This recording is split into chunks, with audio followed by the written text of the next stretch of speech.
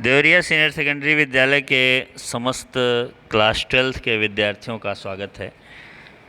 इस online class में हम वितान नामक पुस्तक के सिल्वर वेडिंग नामक अध्याय से 5वें भाग में पढ़ेंगे। अध्याय काफ़ी लंबा है, अभी और भी कई टुकड़े आएंगे आपके सामने। तो इसके पहले हम लोग पढ़ चुके हैं कि यशोधर बाबू और उनके बच्चों और पत्नी के बीच में क्या टकराव की कंडीशन रहती है, कैसे वो अपने रिश्तेदारों के हर सुख दुख में शरीक होना चाहते हैं, लेकिन इसमें भी उनकी पत्नी और सुपुत्र साथ नहीं देते। बहन को किसी कारणवश अगर कुछ 150 रुपया भी देना चाहते हैं तो उसके लिए भी बच्चे तैयार नहीं होते। ये सब गलत आदतें हैं उन बच्चों की, ऐसा नहीं करना चाहिए। पिताजी के मन को शांति मिले इसके लिए अगर थोड़ा बहुत कुछ वो करना चाहते हैं, किसी को लेन देन, किसी को दान दक्षिणा लेन देन कुछ करना है तो इसके लिए रोकना उचित नहीं है। और आगे की बात है, यशोधर बाबू जो हैं वो समाज से कटे कटे से रहते हैं, फिर भी चाहते हैं कि उनको एक सम्मानित बुजुर्ग मान लिया जाए। जब समाज में आप जुड़ ही नहीं पाओगे तो सम्मानित और बुजुर्ग मानना दोनों मुश्किल हो जाएगा। यशोधर जी चाहते हैं कि उन्हें समाज का सम्मानित बुजुर्ग माना जाए, लेकिन जब समाज ही न हो तो यह पद उन्हें क्यों कर मिले। समाज है ही नहीं है तो पद कहाँ से मिलेगा। समाज नहीं है का मतलब जब समाज से वो जुड़े ही नहीं हैं तो ऐसा पद उन्हें कैसे मिल पाएगा। यशोधर जी कहते हैं कि बच्चे मेरा आदर करें और उसी तरह हर बात में मुझसे सलाह लें जिस तरह मैं किसंदा से लिया करता था। भाई मैं जैसा करता हूँ वैसा अगला मेरे साथ करे, थोड़ा सा मुश्किल है। और मेरे पीढ़ी के 20 साल बाद वाली जो पीढ़ी वो पीढ़ी करे तो और मुश्किल है। तो लेकिन फिर भी वो ऐसी उम्मीद लगाए बैठे हैं। यशोधर बाबू डेमोक्रेट बाबू हैं और हरगिज यह दुराग्रह नहीं करना चाहते कि बच्चे उनके कहे को पत्थर की लकीर समझे। मतलब डेमोक्रेसी जैसी कंडीशन उनकी है, हर बात मान लें बच्चे, ज़रूरी नहीं लेकिन कुछ इनकी बात मान लें, ये तो ज़रूरी है। 100% ये नहीं चाहते हैं कि ऐसा करें, लेकिन फिर भी कुछ तो चाहिए। भाई पिता हैं, पिता का मान इनको मिलना चाहिए। डेमोक्रेट बाबू कहने का मतलब यही है, वो लोग कुछ अपने मन की कर लें लेकिन मेरे भी मन की करें। और हरगिज यह दुराग्रह नहीं करना चाहते कि बच्चे उनके कहे को पत्थर की लकीर समझें। ऐसा दुराग्रह माने, आग्रह माने निवेदन, दुराग्रह माने बिल्कुल दिखे तो निवेदन जैसा, लेकिन वो चीज़ करनी ही पड़े, किसी हाल में करनी पड़े तो ये दुराग्रह कहलाएगा। और लेकिन यह भी क्या हुआ कि पूछा न ताछा। पूछा शब्द जो है सार्थक है, ताछा निरर्थक है। जैसे चाय वाय बोलते हो आप, चाय सार्थक है, वाय निरर्थक है। जिसके मन में जैसा आया करता है। ग्रांटेड तुम्हारी नॉलेज ज़्यादा होगी लेकिन एक्सपीरियंस का कोई सब्स्टिट्यूट ठहरा नहीं बेटा। ये पंत जी चाहते हैं कि भाई मैं गारंटी लेता हूँ कि तुम्हारी जानकारी ज़्यादा होगी, तुम नए ज़माने के हो, लेकिन अनुभव तो मेरा ही ज़्यादा है, सो मेरी बात मान लो। एक्सपीरियंस का कोई सब्स्टिट्यूट ठहरा नहीं बेटा, यानी अनुभव का कोई विकल्प नहीं होता है। अनुभव, मान लो एक व्यक्ति के पास 10 साल का अनुभव है, एक व्यक्ति ज्ञानी है, तो अनुभवी व्यक्ति तमाम सारी चीज़ों में आगे है उस जानकार से।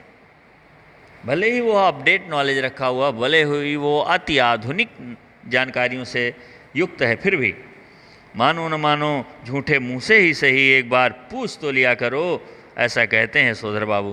भाई मेरी बात मानो न मानो, एक बार झूठे ही सही पूछ तो लो, मेरी बात भी रह जाएगी, मेरा मन भी रह जाएगा, मैं खुश भी हो जाऊंगा। यशोधर बाबू और बच्चे यही उत्तर देते हैं, बब्बा आप तो हद करते हैं, जो बात आप जानते ही नहीं आपसे क्यों पूछें। अब बेटे उसका ऐसा विचित्र जवाब देते हैं, कहते हैं बब्बा आप तो हद करते हो, जो बात आप जान ही नहीं रहे हो उसमें आपसे क्या पूछें, इसीलिए नहीं मैं हम लोग पूछते हैं। तो ये सब ऐसा कुछ वो बच्चे कहते हैं। ऐसा ये क्या, ऐसा वाईडी पंत जी प्रवचन सुनते समय सोच रहे हैं, क्योंकि जनार्दन शब्द आते ही वो इतना बड़ा तीना पांचा दुनिया भर का फतांसा सोचने लगा। बताओ, सुनने गए हैं प्रवचन, प्रवचन में भी मन नहीं लग रहा, घर में भी मन नहीं लग रहा है, पत्नी बच्चों से भी बात नहीं बनती, फिर जीवन क्या है। जीवन मुश्किल हो जाएगा इसी कंडीशन में। प्रवचन सुनने के बाद यशोधर बाबू सब्जी मंडी गए सब्जी वब्जी लेने। यशोधर बाबू को अच्छा लगता है अगर उनके बेटे बड़े होने पर अपनी तरफ से यह प्रस्ताव करते कि दूध लाना राशन लाना, CGHS डिस्पेंसरी से दवा लाना, सदर बाज़ार जाकर दालें लाना, पहाड़गंज से सब्जी लाना, डिपो से कोयला लाना, ये सब काम आप छोड़ दें, अब हम कर दिया करेंगे। काश अगर ऐसा बच्चे कह देते तो यशोधर बाबू गदगद हो जाते।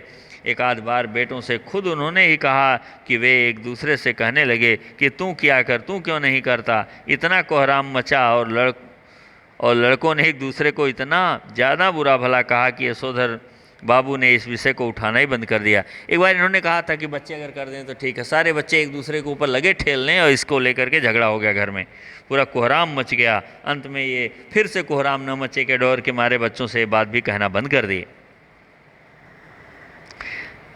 जब से बेटा विज्ञापन कंपनी में बड़ी नौकरी पर गया है तब से बच्चों का इस प्रसंग में एक ही वक्तव्य है, बब्बा हमारी समझ में नहीं आता कि इन कामों के लिए आप एक नौकर क्यों नहीं रख लेते। क्या, किन कामों के लिए? अरे भाई वही काम, सब्जी लाना, कोयला लाना इत्यादि कामों के लिए एक नौकर रख लीजिए, ईजा को भी आराम हो जाएगा।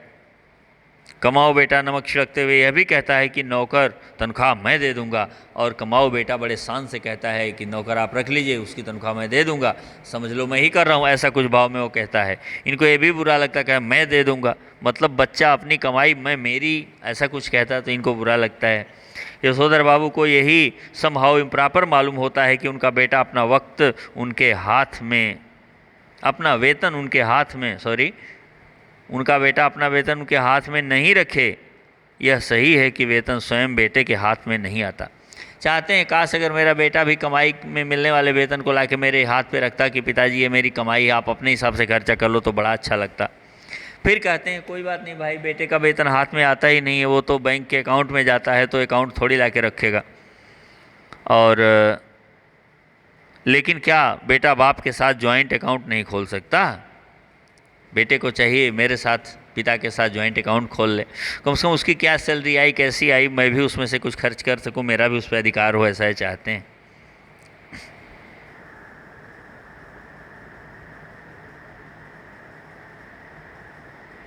झूठे मुंह से ही सही एक बार ऐसा कहता तो तिस पर बेटे का अपने वेतन को अपना समझते हुए बार बार कहना कि यह काम मैं अपने पैसे से कर रहा हूँ, आपके से नहीं कर रहा हूँ। जो आप नुक्ताचीनी करें यानी ना नुकर करें, पिताजी बीच में टांग लड़ाएं, कोई बात को माने ना माने ऐसा कुछ करें तो बुरा लगता है बच्चों को। वो कहते हैं मेरा वेतन है, मैंने कर दिया, अपने पैसे से कर दिया। अरे भाई, पिता जब कमाता है और बेटे के लिए कुछ लाता है तो कभी कहता है मैं अपने पैसे से लाया हूँ, मेरा वेतन ऐसा कुछ, तब तो कभी नहीं कहता। लेकिन बेटा ऐसा ही कहता है। इसी बात का उनको दुख है कि जैसे पिता की कमाई पे बेटों का हक है, वैसे ही बेटों को भी अपने कमाई पर बराबर का हक पिता को भी देना चाहिए, पिता को भी मान सम्मान मिले, ऐसा पंत जी चाहते हैं। लेकिन बेटा ऐसा कुछ नहीं करता, उल्टे वो ये कहता है मेरा वेतन है, मैं ये सामान लाया हूँ, मैं कमा के लाता हूँ, मैं दे रहा हूँ, ऐसा कुछ। ये चीज़ उनको बुरी लगती है, समहाउ इम्प्रॉपर लगती है।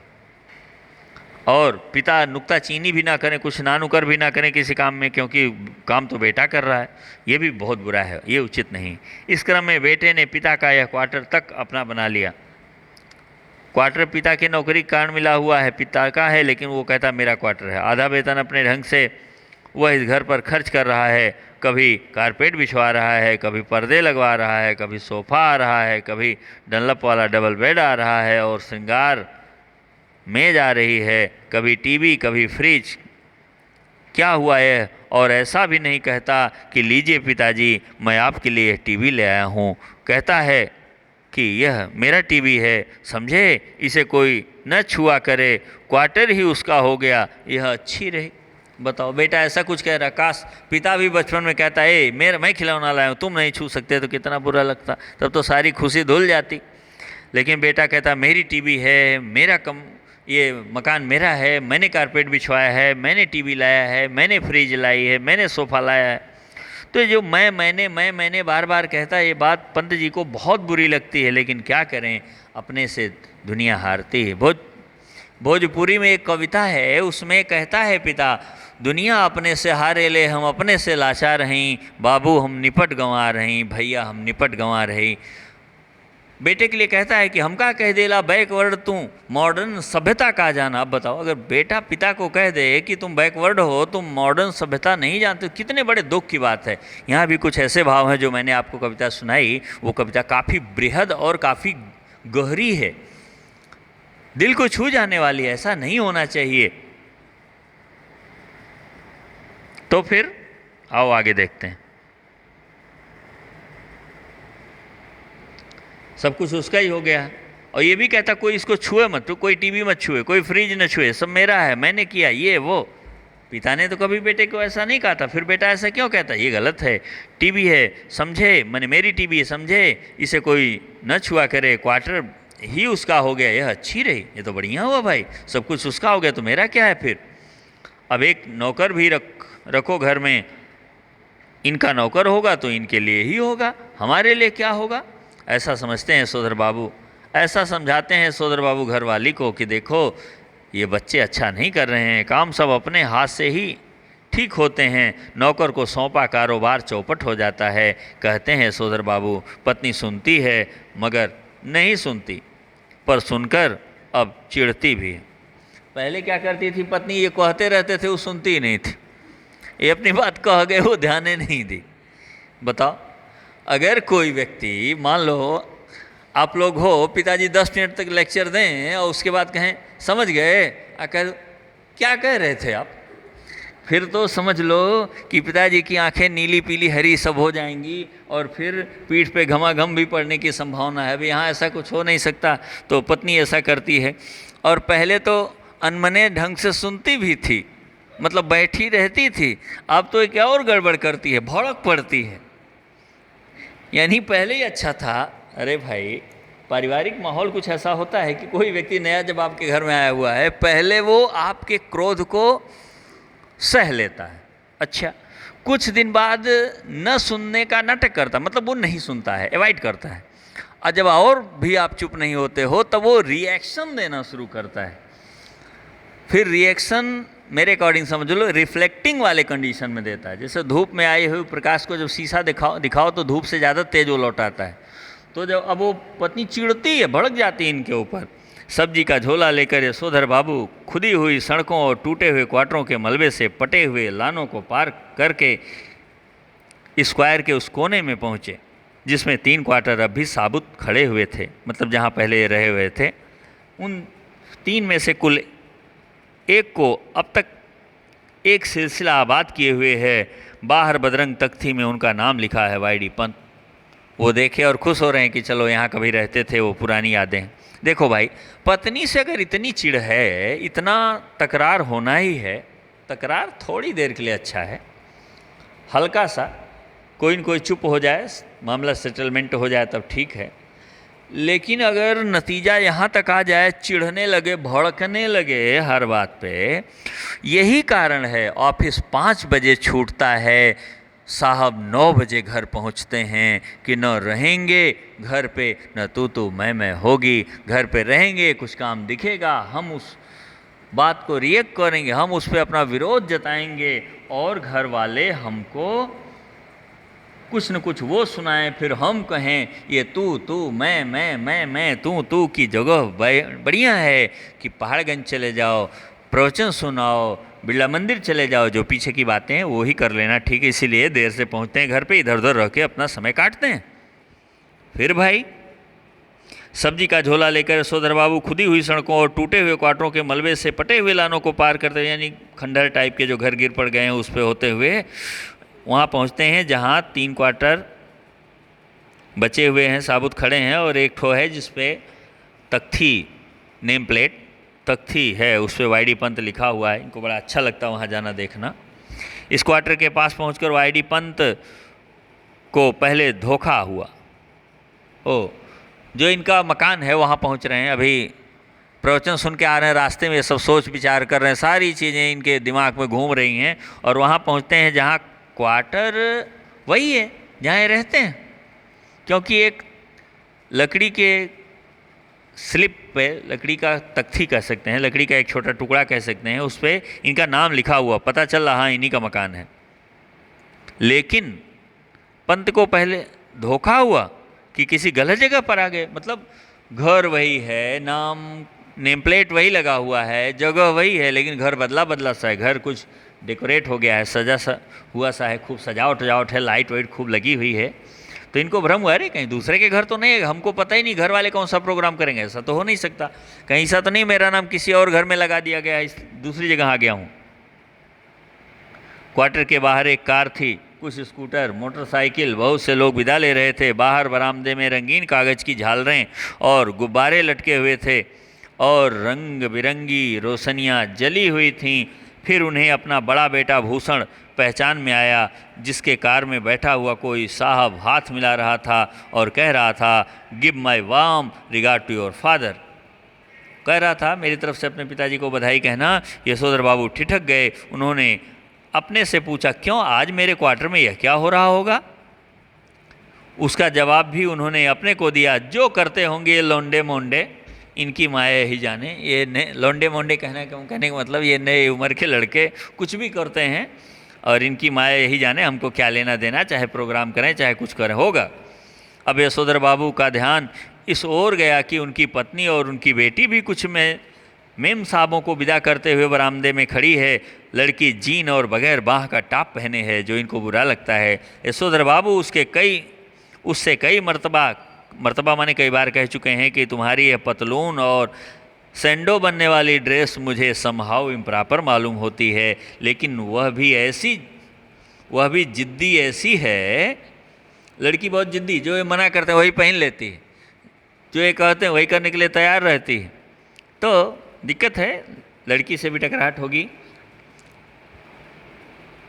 मुझे तो समहाउ इम्प्रॉपर मालूम होती है, लेकिन वह भी जिद्दी ऐसी है कि इसे ही पहनती है। और पत्नी भी उसी की तरफदारी करती है, कहती है, वह सिर पर पल्लू वल्लू मैंने कर लिया, बहुत तुम्हारे कहने पर समझे, मेरी बेटी वही करेगी जो दुनिया कर रही है। पुत्री का पक्ष लेने वाली यह पत्नी इस समय होठों पर लाली और बालों में खिजाब लगाए हुई थी, जबकि ये दोनों ही चीज़ें आप कुछ भी कहिए, यशोधर बाबू को समहाउ इम्प्रॉपर ही मालूम पड़ते हैं। बताओ, पत्नी होठों पे लाली वाली लगाई हुई है, बालों में डाई वाई करके एकदम वेल मेंटेन अपने आप को अपडेट की हुई है, बेटी के कहने पे। अरे इस बुढ़ापे में क्या ज़रूरत है ऐसा करने का, ऐसा विचार है पंत जी का। पत्नी बेटी की जिद पे कर लेती है, बेटी का मन रखने के लिए कर लेती है, लेकिन पंत के हिसाब से ऐसा उसको नहीं करना चाहिए। और इस बात से वो दुखी होते हैं, चिढ़ते हैं, परेशान होते हैं। आधुनिक किस्म के अजनबी लोगों की भीड़ को देखकर यशोधर बाबू अंधेरे में ही दुबके रहे। उनके बच्चों को इसलिए शिकायत है कि बब्बा तो एलडीसी टाइपों में से मिक्स करते हैं। बहुत पुराने लोग जो अपने आप को छुपे छुपा के रखते हैं, देहाती होते हैं, ऐसे टाइप के लोगों से मिलते जुलते हैं। जब कार वाले लोग चले गए तब यशोधर बाबू ने अपने क्वार्टर में कदम रखने का साहस जुटाया। बताओ, घर में प्रोग्राम है, साहब आए हैं इतनी देर से, 5 बजे की ड्यूटी है, 8 बजे 9 बजे रात में वापस आ रहे हैं घर पे बच्चे प्रोग्राम रखे हुए हैं, प्रोग्राम है तो छुपे हुए हैं इधर उधर। जब कार और वाले बड़े बड़े लोग चले गए तब अपने आप को धीरे से अपने कमरे में, अपने घर में प्रवेश करते हैं। अरे भाई, जब जिस घर में घुसने पर रोज़ झगड़े लड़ाई ही हुआ करते हैं, जैसे आदमी घर में कदम रखा नहीं तब तक वो ट्यून बजने लगी, बैकग्राउंड वाला म्यूजिक, अथश्री महाभारत कथा। तो जब ऐसा होगा जहाँ पे वहाँ पे अपने घर में घुसने में आदमी डरेगा ही। तो जब कार वाले लोग चले गए तब यशोधर बाबू ने अपने क्वार्टर में कदम रखने का साहस जुटाया। भीतर अब भी पार्टी चल रही थी। उनके पुत्र पुत्रियों के कई मित्र तथा कुछ रिश्तेदार जमे हुए थे। और इसके बाद की कुछ और भी घटना है जो अध्याय में आपके है, लेकिन इस समय अब यह वीडियो यहीं तक। आप लोगों को देखने के लिए बहुत बहुत धन्यवाद।